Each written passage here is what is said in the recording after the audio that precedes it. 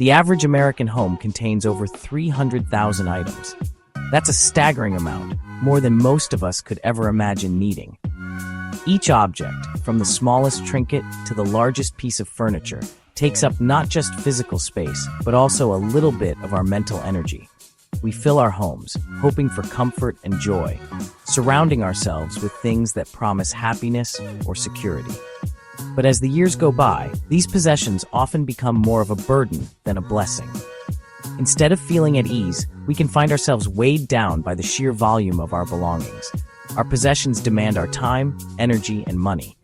Every item needs to be cleaned, maintained, and stored. The more we own, the more we have to manage, and the more complicated our lives become. Weekends disappear into cleaning, organizing, and searching for things we've misplaced. Instead of relaxing or spending time with loved ones, we're often caught up in a cycle of tidying and sorting. This constant management creates a quiet, persistent stress we barely notice. It seeps into our daily routines, making us feel overwhelmed and exhausted, even when we can't quite pinpoint why. Clutter accumulates slowly. Souvenirs from trips, gadgets we thought would change our lives, clothes we never wear, until our spaces overflow. It's rarely a sudden event. Rather, it's a gradual buildup that sneaks up on us.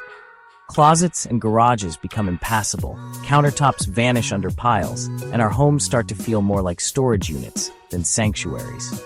The spaces meant for living and connecting are overtaken by things we rarely use or even notice. The financial cost is real. Maintenance, repairs, even renting storage for things we don't use. We spend money not just to acquire, but to keep and care for our possessions, often without realizing how much it adds up over time. Clutter in our homes often mirrors clutter in our finances, leaving us feeling stuck and anxious. The more disorganized our spaces, the harder it becomes to keep track of what we have and what we owe. But the greatest cost is to our peace of mind. A cluttered space leads to a cluttered mind. It's difficult to relax, focus, or feel truly at home when we're surrounded by chaos. We weren't meant to live this way, constantly managing an overwhelming inventory. Our homes should be places of rest and renewal, not sources of stress and frustration. Recognizing the true weight of our possessions is the first step to reclaiming our homes and our lives. By letting go of what no longer serves us, we make space for what truly matters: peace, connection, and a sense of freedom. Meet Ethan, a graphic designer in his late 40s, living in a small house in the Pacific Northwest. Nestled among pine trees and an overcast sky, his home seemed like a serene retreat. From the outside, his life looked peaceful, a cozy house in a quiet neighborhood. But inside, he was drowning in stuff. Every surface was covered, every closet packed, and the clutter seemed to grow by the day. Anxiety simmered beneath the surface, making it hard for him to relax or find peace. He spent mornings searching for keys, often running late because he couldn't find what he needed. His home office, meant for creativity, was buried under old magazines, gadgets, and coffee mugs, stifling his focus and inspiration. The chaos stifled his focus and inspiration, making it hard to complete projects or come up with new ideas. Embarrassed by the mess, Ethan stopped inviting friends over, isolating himself from social interactions. His guest room was unusable, filled with boxes and forgotten hobbies, a testament to his struggle with clutter. Financially, he was stuck, buying more things, losing track of what he owned, and feeling the pressure mount. He bought duplicates, often forgetting he already had what he needed. He spent money on things he didn't need, adding to the clutter and his financial stress. Ethan felt trapped in a relentless cycle, overwhelmed by the mess and the financial burden it created. The disconnect between his public and private life was exhausting, leaving him feeling drained and defeated. He knew something had to change. The clutter was not just physical, it was emotional and mental, weighing him down. He was tired of feeling overwhelmed and disconnected, ready to reclaim his space and his life. It was time for a new approach, a fresh start. Ethan was determined to dig himself out from under the clutter and find peace once again. Ethan's turning point came quietly on a rainy Saturday. Searching for a favorite book, he spent over an hour digging through boxes in his garage. Surrounded by forgotten possessions, he realized he was serving his stuff. not the other way around. His time and energy were spent managing things that didn't add value. He imagined a life with more freedom, creativity, and connection. The clutter was a physical barrier to the life he wanted. He asked himself, does this help me live the life I want? For most items, the answer was no. Old hobbies, unused gadgets, they were anchors to a past he'd outgrown. For the first time, he felt empowered to change. That day, he didn't just find a book, he found a new direction. Ethan started small, one kitchen junk drawer. He dumped everything out, sorted items into keep, donate, and trash. Most of it was junk, expired coupons, dead batteries, forgotten odds and ends. In 15 minutes, the drawer was organized and manageable. That small victory gave him momentum. The next day, he tackled another drawer, then a pantry shelf. No rigid system, just steady progress, one space at a time. Each organized drawer was a step forward, making the task less daunting. The monumental job became a series of achievable wins. Decluttering became an adventure, not a chore. Decluttering was only half the battle. Organizing what remained was key. Ethan relied on clear storage bins. He could see everything at a glance. A label maker made finding things effortless. Labeled bins turned chaotic storage into functional, easy-to-navigate spaces. For life outside physical objects, he used digital planners and calendars. Important documents were scanned and stored in the cloud, reducing paper clutter. These simple tools, clear bins, labels, digital planners, made maintenance easy. The goal wasn't perfection, but a functional, stress-free home. Systems were simple and sustainable, freeing up time and energy. With the right tools, Ethan built a foundation for his new minimalist life.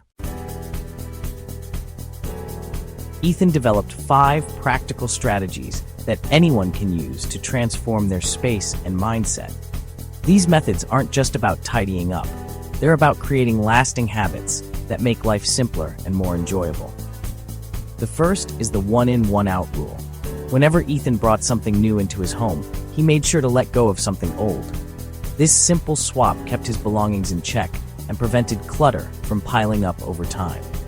It's a mindful way to shop and helps you appreciate what you already have. Second, Ethan used the container concept. Every category of belongings had a designated space, like a box, shelf, or drawer. If things started to overflow, it was assigned to pare down. This approach made organizing easier and ensured everything had its place, making tidying up a breeze. Third, he followed the 90-90 rule. If he hadn't used an item in the last 90 days and didn't plan to in the next 90, it was time to let it go. This rule helped him make quick, confident decisions about what to keep and what to release, cutting down on indecision. For seasonal items like winter coats or holiday decorations, Ethan adjusted the time frame to a year.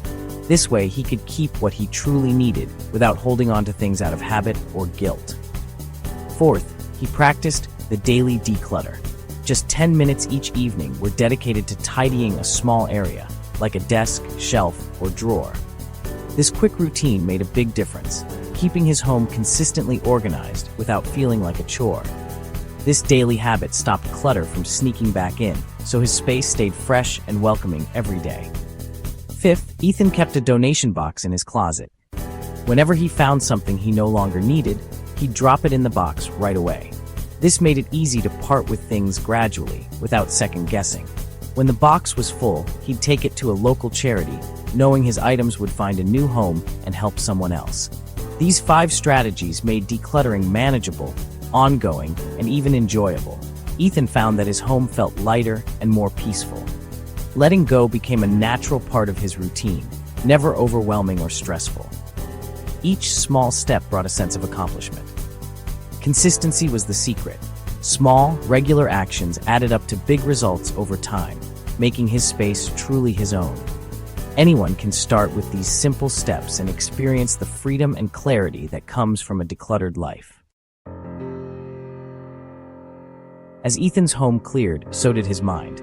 Less visual noise meant more focus and creativity at work. Decision-making improved. He became intentional with possessions, time, and commitments. He curated his schedule, saying yes only to what mattered. Financially, he broke the cycle of impulse buying and saved more. Money went toward meaningful goals, paying off debt, travel, and experiences. Relationships deepened. He welcomed friends back into his home. His space became a place for connection, not isolation. The purpose of his home shifted from storage to sanctuary. Decluttering transformed every area of his life.